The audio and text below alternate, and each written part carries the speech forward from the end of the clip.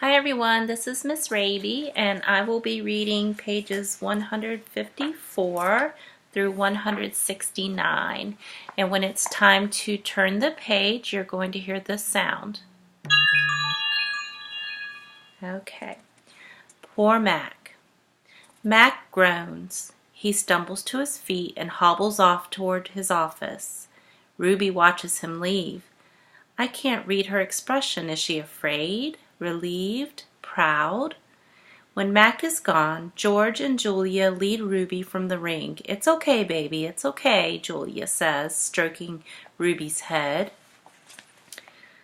They settle Ruby in her domain and make sure she has fresh water and food. Before long, Ruby's dozing.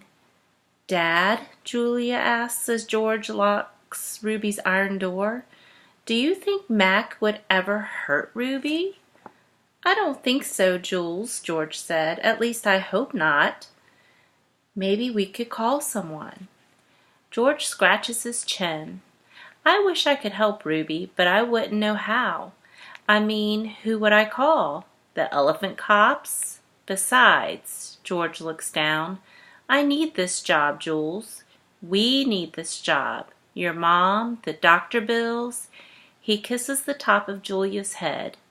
Back to work, you and me both. Julia sighs and reaches for her backpack. She removes a piece of paper, a bottle of water, and a small metal box. Homework first, George says, wagging a finger. Then you can paint. It's for art class, Julia explains. We're doing watercolors. I'm going to paint Ruby. George smiles. All right then, just don't forget your spelling. Dad, Julia asks again, did you see Mac's face when Ruby hit him? George nods. Yes, he said solemnly, I did. He shakes his head. Poor Mac. He turns away, and only then do I hear him laughing. Colors. Julia opens the metal box. I see a row of little squares, green, blue, red, black, yellow, purple, orange. The colors seem to glow. She pulls out a brush with a thin tuft of a tail at its end. She dips the brush in water and wets the paper, then taps at the red square. When the brush meets the damp paper, pink petals of color unfurl like morning flowers. I can't take my eyes off that magical brush. For a moment, I'm not thinking about Ruby and Mac and the claw stick and Stella. Almost. Julia touches red again, then blue, and there suddenly is the purple of a ripe grape. She touches the blue, and her paper turns to summer sky.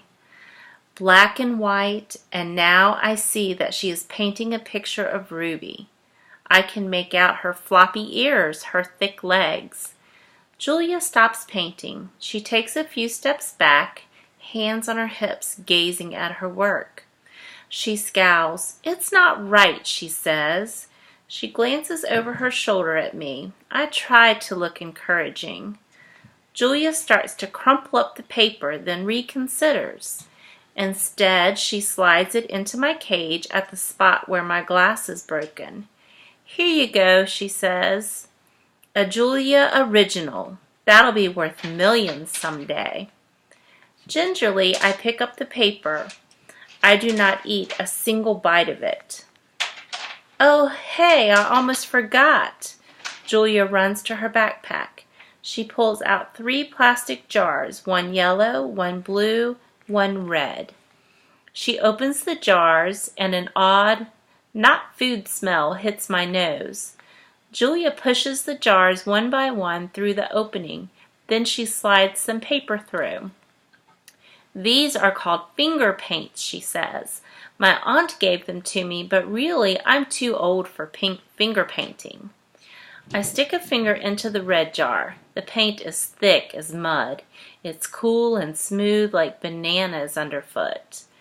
I pop my finger into my mouth. It's not exactly ripe mango, but it's not bad. Julia laughs. You don't eat it, you paint with it. She grabs a piece of paper and presses her finger on it. See? Like this. I place my finger on a piece of paper. I lift it, and a red mark is there. I get a bigger glob from the pot and slap my hand down on the page. When I pull my hand off the paper, its red twin stays behind. This isn't like the ghostly handprints on my glass, the ones my visitor leave behind. This handprint can't be so easily wiped away. A bad dream. I lie awake, peeling dried red paint off my fingertips. Bob, who accidentally walked on one of my paintings, is licking his red paws. Every so often, I glance over at the empty ring. The claw stick glints in the moonlight.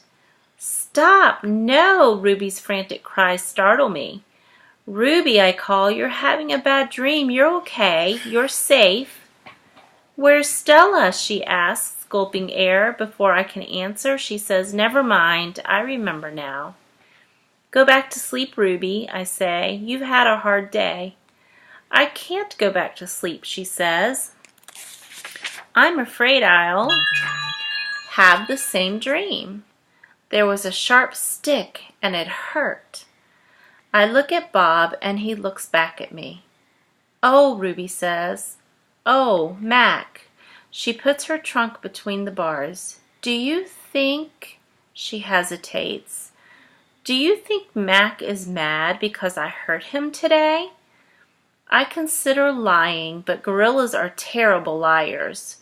Probably, I finally say. He ran away after that, Ruby says. Bob gives a scornful laugh. Crawled away is more like it. We're quiet for a while. Branches claw at the roof. A light rain drums. One of the parrots murmurs something in her sleep. Ruby breaks the silence. Ivan? I smell something funny. He can't help it, Bob says. I believe she's referring to the finger paints Julia gave me, I say. What are finger paints? Ruby asks. You make pictures with them, I explain. Could you make a picture of me? Maybe someday. I remember Julia's picture, the one that will be worth $1 million. I hold it up to the glass. Look, it's you. Julia made it. It's hard to see, Ruby says. There's not much moonlight. Why do I have 2 trunks? I examine the picture. Those are feet. Why do I have 2 feet? That's called artistic license, Bob says.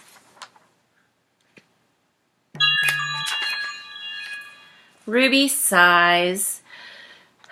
Could you tell me another story? She asks. I don't think I can ever go back to sleep. I told you all I remember, I say with a helpless shrug.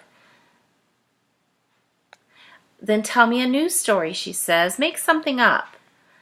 I try to think, but my thoughts keep returning to Mac and his claw stick. Anything yet? Ruby asks. I'm working on it. Ivan, Ruby presses. Bob said you're going to save me. I search for true words. I'm working on that too. Ivan, Ruby says in a voice so low I can barely hear her, I have another question. I can tell from the sound of her voice that this will be a question I don't want to answer. Ruby taps her trunk against the rusty iron bars of the door. Do you think, she asks, that I'll die in this domain someday like Aunt Stella? Once again, I consider lying, but when I look at Ruby, the half-formed words die in my throat. Not if I can help it, I say instead. I feel something tighten in my chest, something dark and hot. And it's not a domain, I added. I pause, and then I say it. It's a cage.